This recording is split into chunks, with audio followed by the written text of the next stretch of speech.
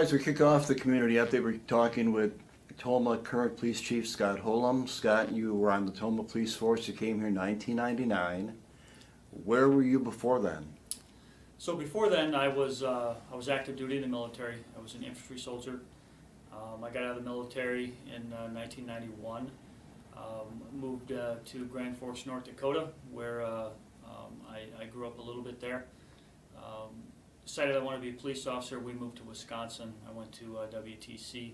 Okay. And my first job in law enforcement was at the Fort McCoy Police Department. I was there for a year, pretty much right on the dot. And while I was working there, I was also a part-time officer with the village of Trempolo.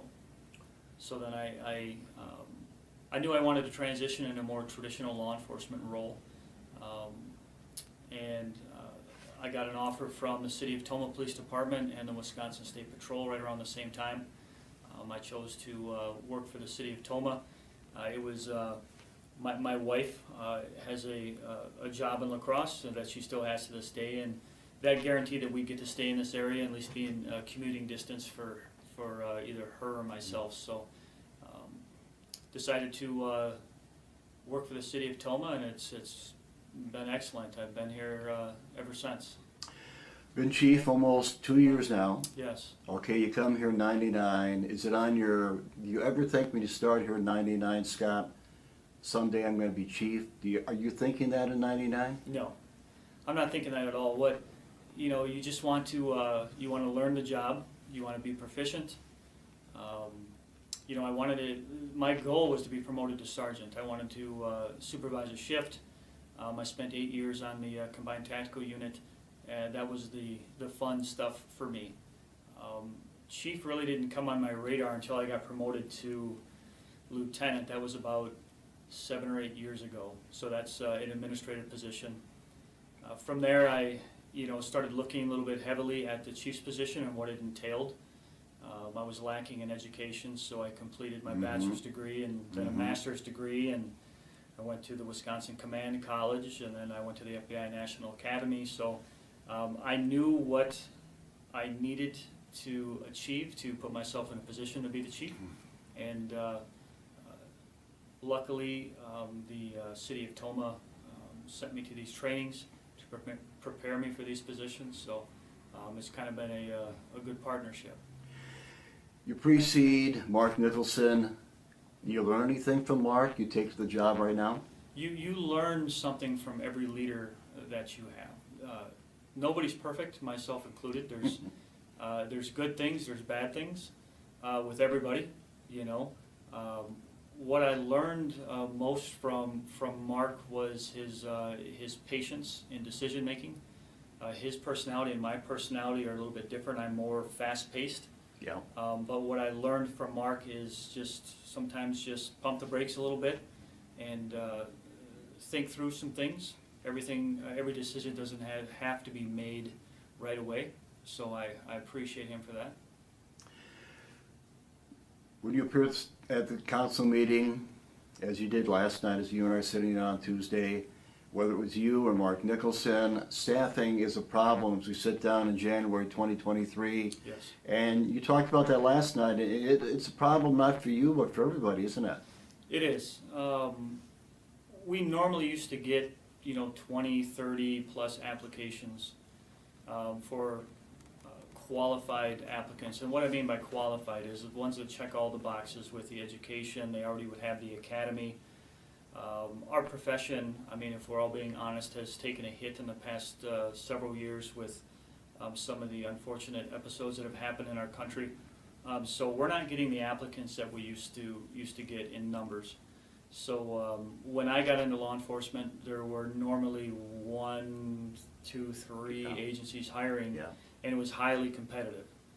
We used to have hiring processes in the City of Tomah that they were so large we'd have to do it in the high school auditorium. Now we're lucky to get 5 to 10 applications. This last application process we had 2, so we suspended our process. One thing we're not going to do is lower our standards of personnel. We'll work short. There are good people out there. We're constantly recruiting. We've done a good job with finding people. Over the past couple of years, we've simply had retirements that are creating openings. I mean, you had Mark Nicholson, you got Pete Hunick, you got Mike Price. So it was just like one after the other. So we're trying to catch up. So we have some younger officers now. They're doing excellent. They're fitting into the culture of the organization. So future's bright. We'll find what we're looking for. And Scott, not only right now your current officers, they're officers to be down the road, not all of them, but there are quite a few that are tomah graduates, aren't there? Yeah, we have several. I mean, our latest couple of hires, Audra Gomez is a graduate of Tomah High School. Ethan Pedersen, also a graduate of Tomah High School. He starts the academy in February. Audra is in her last couple of weeks of field training, so she'll be out on her own. So, I mean, obviously the assistant chief, Eric Pedersen, a Tomah graduate. Melanie Marshall, our SRO, Tomah graduate. So, yeah, we've done pretty good in that regard, and those people tend to stay. You know, they're really ingrained in the community from youth, and they do a great job for us. Scott, I've been here almost 40 years. There was a time, very honestly, when I knew just about all the officers. I don't anymore. I hear this from a lot of people. In fact, a while back you brought some officers into the council meeting just to introduce them. Does that make sense to you? Is that a good thing? Yeah, it's a good thing. And I will continue to do that when they become available. A lot of times they're out on calls, you know, and stuff. But yeah, good to bring them into the council. But yeah, a lot of new people. I would say half of our patrol staff is relatively new. You know, they're out and about, but it is nice to see them on a different platform as well. Right, I'm talking with Tomah Police Chief Scott Holum, who's been on the job for almost 2 years. Scott, let's go back to the holiday train a while back. Very well attended, and you kind of touched on it last night at the committee of the whole meeting. Maybe a point where you'll need to have law enforcement down there, down the road? Yeah, well, more law enforcement. So a lot of these, like the city of Tomah is very robust in their, what do I want to say, festivals, events. I mean, with the tractor pull and the fair and downtown Thursday nights, and everything is very, very, very successful. And we will staff or try to staff most of it with on-duty officers. But it's gotten so big. Downtown Thursday nights last year, we started staffing with extra officers that are dedicated to the event. And for years, the holiday train was manageable with what we would have on staff. And the one that just took place, quite large. You know, and I think there was a delay. I don't think we had one last year. No. I think there was some excitement. So it brought more people out, and certainly we're going to have to start staffing that, I believe, going forward. We'll also jump back to Christmas, because every year, people are not aware of it, you have a tree out in your lobby. We do. It has kids on there, all different ages, and boy, in a hurry, the cards are taken, and people really respond to that, don't they? And you actually talked about maybe trying to get numbers up next year. Is that a possibility? Yeah, well, we raised it this year. I believe this is all done through our staff here. Rhonda, our administrative assistant, does a great job with this, has for years. We normally have about 100 names that we get from different entities. This year we increased it to 120, and the cards still went fast. Yeah. So I'm thinking next year we'll try 150, and we'll see how it goes. You know, we have officers here that take cards as well, and if all of them aren't taken, we have donated funds and stuff that we can put towards that to meet that goal. So one way or the other, I think we can make it happen. Right now on the update, we're talking with current Tomah Police Chief Scott Holum, who has been on the job almost 2 years now. What was the biggest challenge, Scott, when you took this job almost 2 years ago? What was the biggest challenge adjustment that you had to make from what you were doing to what you are doing now? Is there a big adjustment? There really wasn't a huge adjustment. So I was the assistant police chief before then, and Mark was transitioning out. So I got brought into pretty much all of the administrative functions, the budgeting aspects, the personnel aspects. So wasn't a huge jump for me. I've already, you know, relationships have been built through the years.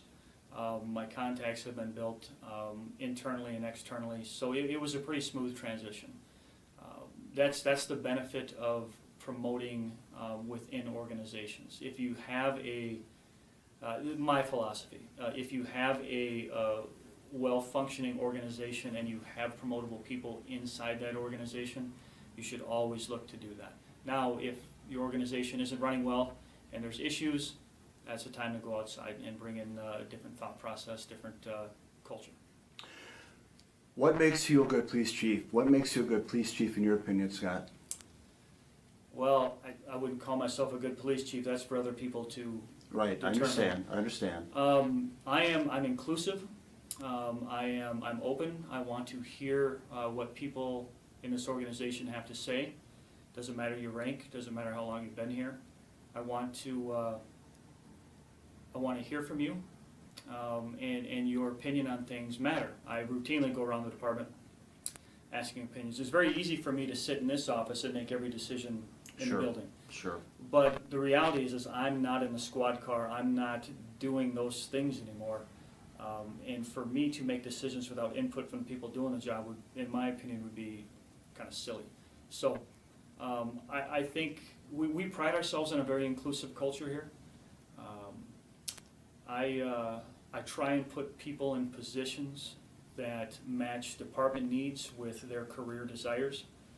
Whether you want to be on the CTU team, or whether you want to be a canine handler, or whether you want to be a community resource officer. I only have so many of those positions, but we really try and match people's desired career path to the needs of the department and the community.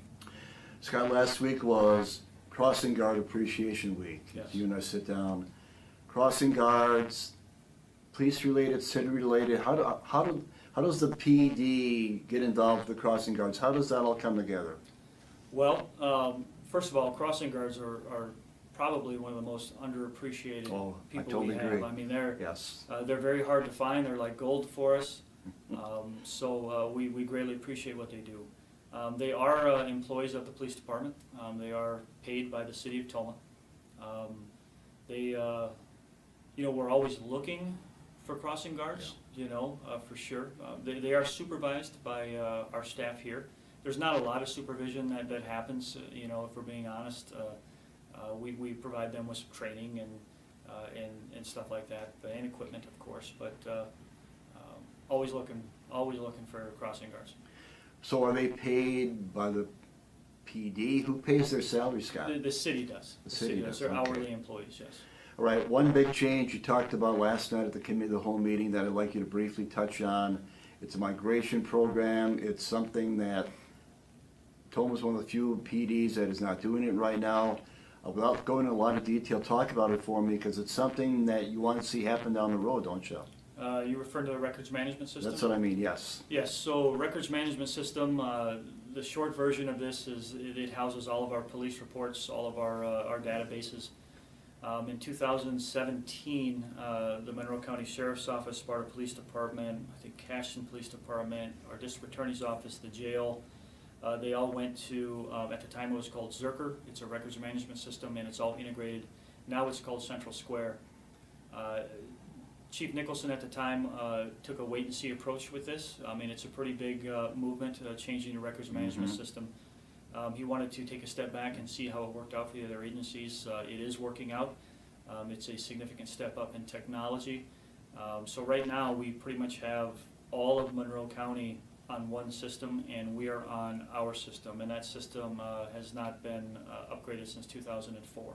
Wow. So there's a significant difference in technology. When, for instance, dispatches everybody in the county, law enforcement, a certain way, and then they dispatch Tomah a certain way. All the reports that go to the district attorney's office for prosecution, they get one product that looks the same from all the other agencies, and then they get the product that we send them. It's not ideal. Does it work? Currently, it does because it has to work, but this provides us a lot of interoperability with our other agencies. So in a perfect world, how soon would you like to see this happen? Well, last night the Committee of the Whole moved this forward to the Council. I would expect it to move forward from there, and then we'll jump on it right away. There's quite a bit of coordination involved. It'll definitely be in 2023. They say a 6 to 8 month conversion. Okay. Our project manager will be our lieutenant. He's moves things along rather swiftly, so he's already told me that we'll be well in advance of that 6 to 8 month window. So. You kind of mentioned last night at the committee of the whole meeting that inside the squad car itself, there's a lot of stuff that people probably aren't aware of, isn't there? An unbelievable amount of technology Yeah. in there. Yeah, there's they call them cradle points, so it gets a cellular signal and provides internet inside the squad car. The MDCs, or the mobile data computers, are all wired in, receiving information through the internet. Everything is automated in squad cars. There's printers in squad cars. I mean, it is literally a rolling office. It's like taking this office right here and putting it on wheels and driving it down the road. And this new records management system enhances all of that stuff. It's tied in through the GPS systems in the squad cars. It gives turn-to-turn directions through the MDC if an officer has to go to a call like outside of their jurisdiction. Somewhat frequently we will get called by the Sheriff's Office or the State Patrol asking for mutual aid outside of the city of Tomah. Obviously most of the officers, or all of the officers, know the city of Tomah very well, but you start getting out in the county that they don't typically patrol, and you know, this will help them get there in the fastest route. And it also puts mobile CADing inside the squad car. And what that is when someone were to call 911 or there's a complaint, you have dispatchers that are on a computer, and they enter times, locations, and everything the caller is saying, they're literally typing in. We don't get that right now in our squad cars. If it's just through the radio, they'll give us updates while they're typing and while they're talking to someone else. This cuts out a layer of that. While they're typing, now this will be in the squad car and it's live. They can see all the notes, what the description of the person is, the license plate, direction of travel, all of those things is going to be right on the computer for them. And the bottom line is one thing we haven't touched on. If you look at the big picture, it's in the long run, it's going to save you money, isn't it? It does, yeah. It'll take a few years to get there. Yeah. There's an upfront cost, but this records management system actually is about half the price annually than our current records management system. We're talking with Tomah Police Chief Scott Holm. Scott, the idea with you and all the department heads as we roll into 2023 is to sit down with you guys periodically so the community gets to know you better. I really appreciate you doing this on very short notice, and hopefully we can continue to do this off and on down the road. Thank you very much for your time. Absolutely, I appreciate the opportunity.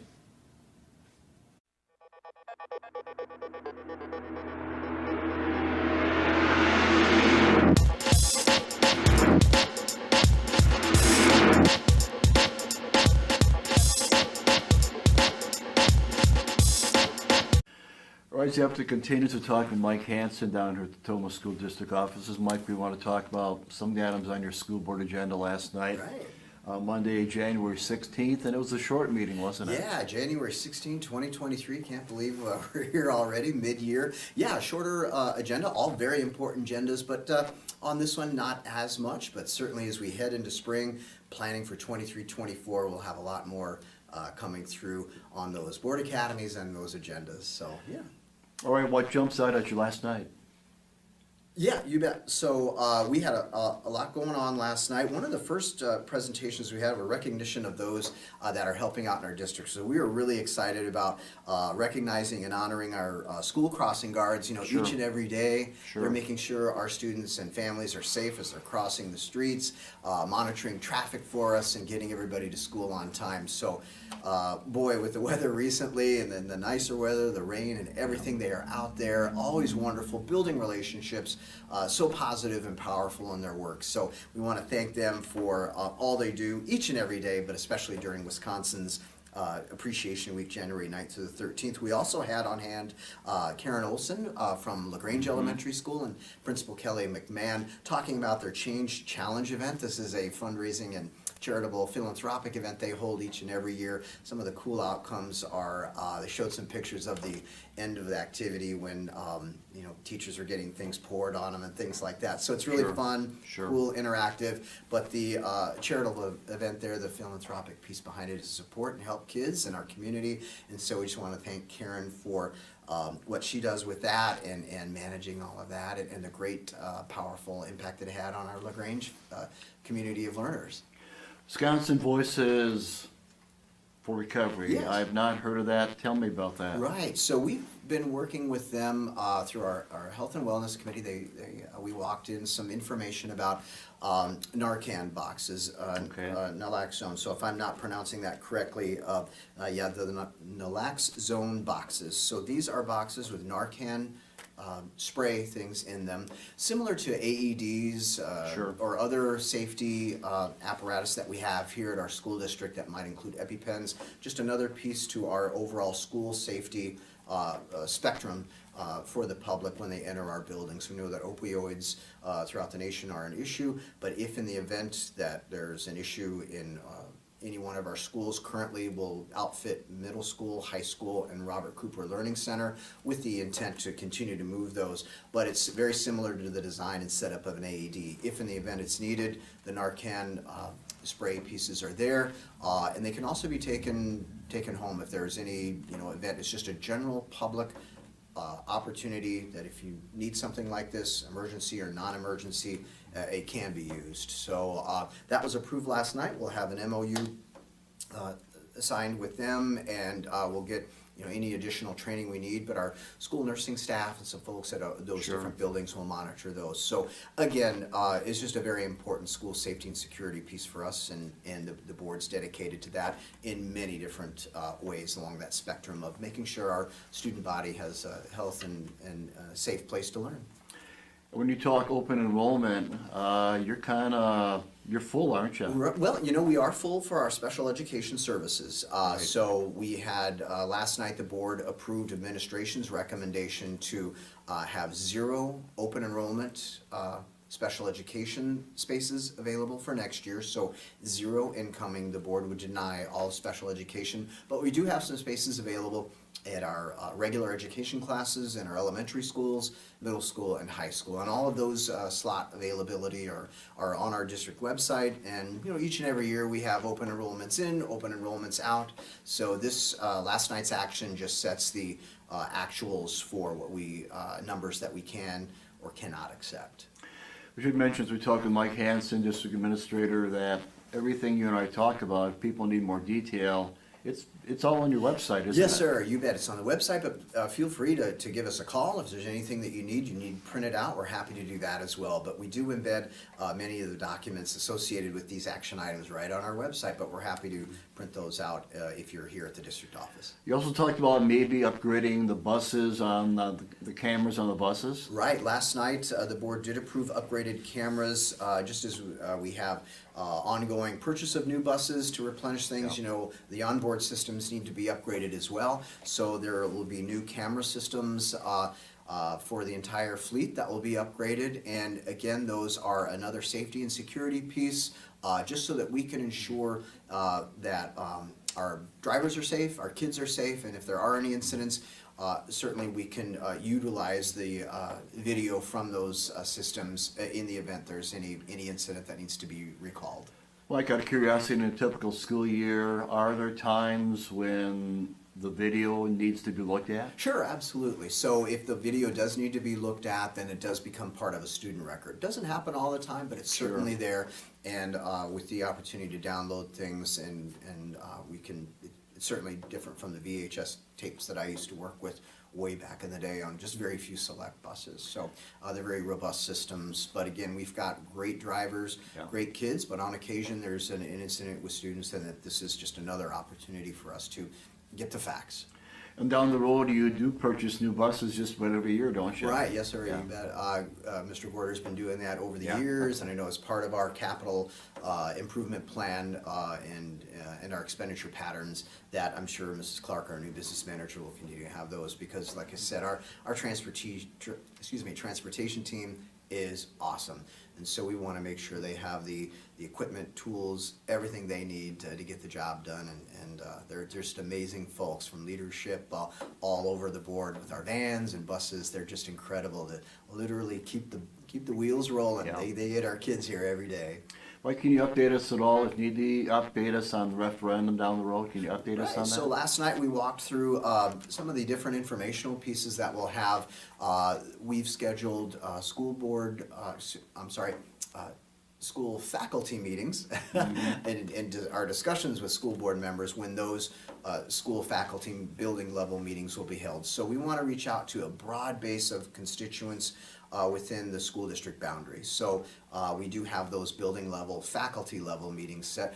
I've also been reaching out to nearly all of our villages and townships. We have about 22 in our boundary areas, so I'm reaching out to their clerks, and they're fabulous to work with me to have that time for just representative, a board member or two to come to their meetings, briefly walk through our information and answer some questions there. So we think that's going to be a really wonderful touch point to provide information to our patrons on the operational referendum. Certainly we'll utilize services such as yours, our websites, media opportunities to get information out. Again, we're information based only, and we'll have some different mailers, different things that will come through the mail to patrons living within our boundaries, just with, again, more information about the operational referendum. We're getting very close to launch dates on all of that. We have a lot of things in the work. There'll be a separate website. There'll be an email address to send questions if you have any questions for us to answer. So we're getting ready for all of that to launch last week of this month, January, first week of February. And then we'll talk about we'll publish, when board members and district officials would be out at the different towns, villages, city of Tomah.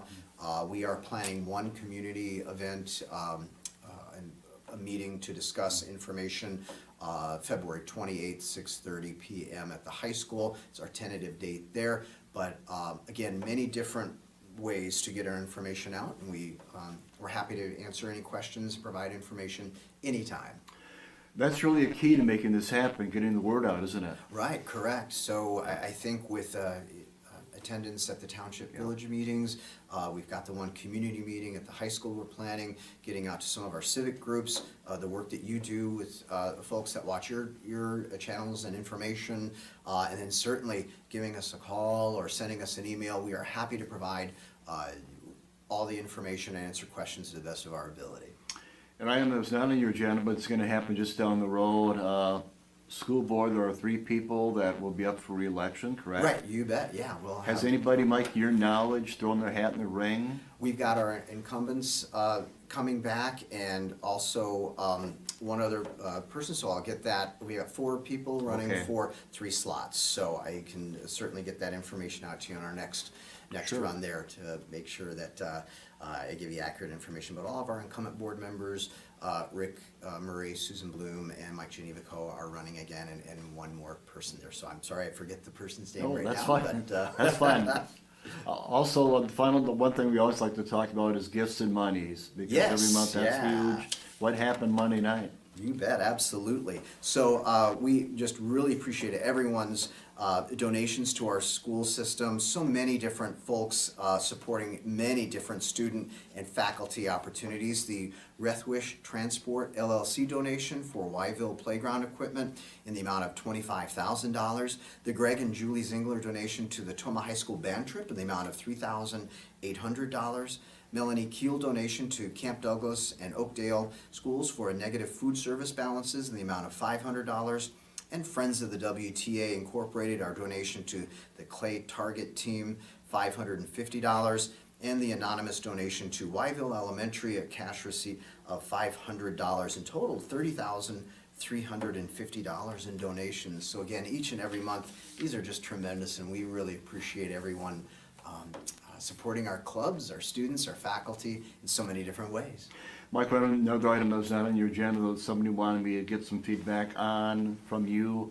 Update on fiber optics and Warrens, any update on that? Not right now, so nothing there. So nothing to talk about? Not since our last All meeting. right, so we've pretty much hit the things that we thought were important last night. Anything else jump out we should be talking about? Right, and I believe, I'm sorry, the last person that did put their name in the hat, I believe, is Jenny Walworth. So my apologies. Very good. Okay. Yeah, I had just forgotten that. But yeah, so 4 people. We're very honored to have people run for our board. It's a wonderful opportunity to serve and lead the community. So we'll have all of that information out at the election time there. And again, hats off to the crossing guards. They're dealing with very mild weather right now, but it's been worse, hasn't it? Amazing. Keeping an eye to the sky. But yeah, yeah, so we appreciate everybody's work and service to our district, and we look forward to, here we are in January, preparing for 23-24. So that would be the next thing I'd say.